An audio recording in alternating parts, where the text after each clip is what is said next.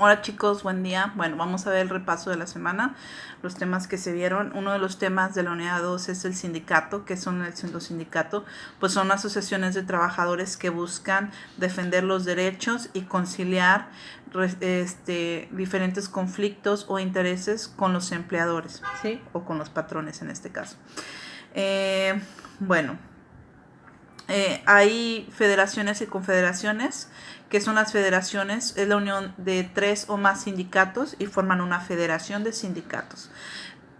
Se rigen por el mismo tipo de sindicatos, por ejemplo, la Federación de Sindicatos de los Trabajadores de la Luz o la Federación de Sindicatos de Albañiles, o etcétera. Las confederaciones va a ser la unión de 3 federaciones o 20 sindicatos. Estamos viendo que es algo con mayor magnitud, ¿ok? Hay diferentes tipos de sindicatos, de empresa, de interempresa, de trabajadores independientes, trabajadores eventuales, y cada uno de ellos cumple con sus funciones. Necesitas de un número mínimo para poder crear un sindicato, que sean mayores de edad y las personas que estén involucradas en el sindicato, ¿verdad? Y bueno, la función es esa, conciliar o hacer negociaciones con los patrones, ¿sí? Se supone que el sindicato está para apoyar a los trabajadores. En la actualidad vemos que son también un tanto corrupción, ¿ok? No es algo como en su momento que se establecieron como una necesidad, porque era una necesidad. No había condiciones ni relaciones laborales óptimas entre trabajadores y empleadores, entonces nacen los sindicatos como una necesidad para proteger los derechos de los trabajadores. Ok, ahora vemos el tema de relaciones laborales, que es la conexión existente entre trabajadores y empleadores, ¿verdad? Los tipos de relaciones laborales pues van a ser por tiempo determinado o indeterminado, o dependiendo la necesidad que tenga la empresa en diferentes áreas, etcétera. ¿Cómo tiempo determinado o indeterminado? Bueno, es que cuando hablamos de una relación laboral se da mediante un contrato. Cuando a mí me contrata una empresa, la relación que voy a establecer se va a pactar mediante un contrato, y ese contrato puede ser determinado o indeterminado. Cuando hablamos de determinado, estamos especificando que va a abarcar tu tiempo en la compañía de enero 2020 a diciembre 2020, y de ahí ya no vamos a tener ninguna relación laboral. Si hablamos de tiempo indeterminado, tenemos un contrato que no dice una fecha que termina nuestro trabajo, pero existe el riesgo de que en cualquier momento te despidan, ¿sí? Bueno, bases para tener unas buenas relaciones laborales o para la existencia de relaciones laborales, pues una base de ellas es el sindicato. ¿Por qué? Porque en el sindicato pues vamos a tener esa parte de quien vea por nuestros intereses. Otra de las bases es el marco jurídico, donde nos establezcan los derechos y obligaciones de empleador y empleados, ¿ok? Y también, para que exista una base de relación laboral, pues se tiene que estipular el control de las remuneraciones. ¿Qué es una remuneración? El aspecto económico, la paga que te voy a dar yo, ¿ok? Y de ahí nos vamos, que en estamos hablando de sindicatos y relaciones laborales, nos vamos al aspecto de la relación de los sindicatos con los gerentes, o en este caso los encargados de recursos humanos. El sindicato tiene una acción directa con lo que viene siendo el ambiente empresarial, o directamente con el recurso humano de una empresa. Pues claro, estamos hablando de eso, de una relación laboral.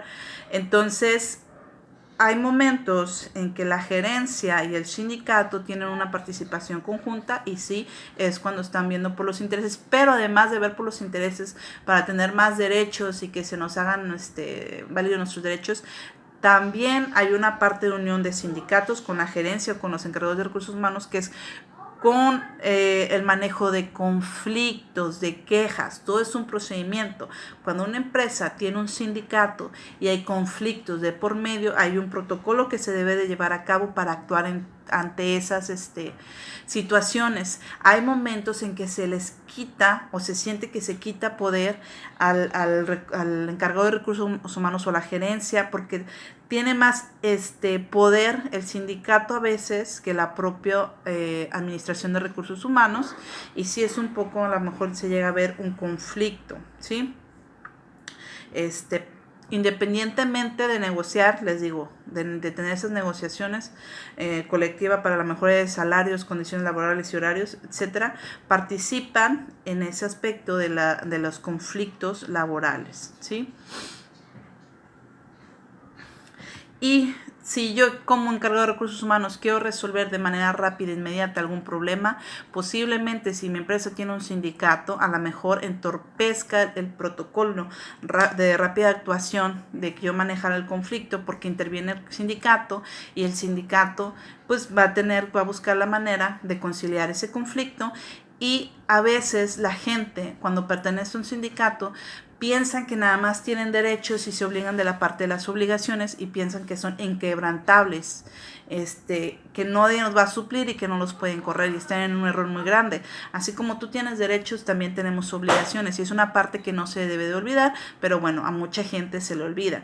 Entonces, volviendo al tema, la gerencia y el sindicato participan de esa manera para conciliar, y no nada más conciliar el aspecto financiero, sino el aspecto de quejas, etcétera, ¿ok?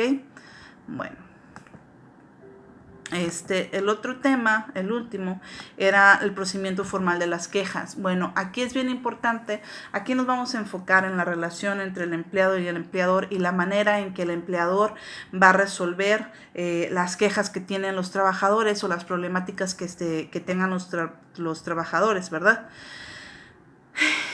¿Qué debe de tener el gerente o el encargado de recursos humanos para manejar esas quejas o esos problemas? Una mentalidad abierta de reconocer que existen problemas y no dejarlos pasar, porque hay veces que lo veo, ok, a lo mejor se resuelve solo, pero la realidad es que a lo mejor no se resuelve solo y el problema crece, ¿no? Y otro es establecer un sistema organizado de quejas o reclamos. Están los buzones o las denuncias anónimas, donde los empleados pueden redactar su opinión sobre algo que no les parece, etcétera. También evitar ser más polémico los sucesos que se presentan, sino esperar a que se calmen las partes cuando hay un conflicto y ya intervenir, ¿verdad? Conciliar, tratar de conciliar, y quien merezca un castigo, darle su castigo, pero siempre escuchando a ambas partes y esperando que ambas partes se tranquilicen para poder intervenir, ¿ok? Eso es bien, bien importante. ¿Por qué se ocasionan los conflictos? Ay, lo más fácil del mundo, o lo que se ve mucho en las empresas es la mala comunicación. No hay empresa que en cierto punto o en cierto momento de la vida de esa empresa exista mala comunicación en todos los grados, ¿ok? Entonces la mala comunicación puede ocasionar muchos conflictos, intereses diferentes por parte del empleado y los empleadores, recursos escasos para realizar mis funciones que me va a molestar a mí, los choques de personalidad entre compañeros, no haber trabajo en equipo, etcétera, y el desempeño deficiente del personal. Entonces, este tipo de cosas son las que causan problemas y conflictos en una organización. Por eso decimos que lo más importante y con lo que debemos de trabajar más es con el área de recursos humanos, porque si no trabajamos con el área de recursos humanos, si no trabajamos en las personas, nos enfocamos en las personas, los objetivos de mi empresa no se van a cumplir. Entonces, yo me tengo que percatar muy bien de que esas relaciones laborales, ¿sí?, estén bien para evitar conflictos y quejas, pero a la vez, si se presentan, yo tengo que tener una manera correcta de dirigirme con el personal y que el personal tenga la confianza de acercarse a mí cuando hay algún problema. Y eso lo dije segundos atrás, que es por un buzón de quejas y sugerencias o quejas anónimas, donde ellos se sienten seguros, bueno, dejo esto anónimo y ya estoy comentando al encargado de recursos humanos o a mi supervisor lo que está pasando, ¿ok? ¿Cómo vamos a manejar los conflictos? Como les digo, vamos a escuchar a las dos partes. Después de escuchar a las dos partes, vamos a obtener nuestro criterio, ver el criterio y ver cuál es la que estuvo bien y cuál es la que estuvo mal, y castigar a quien se merece ser castigado, ¿ok?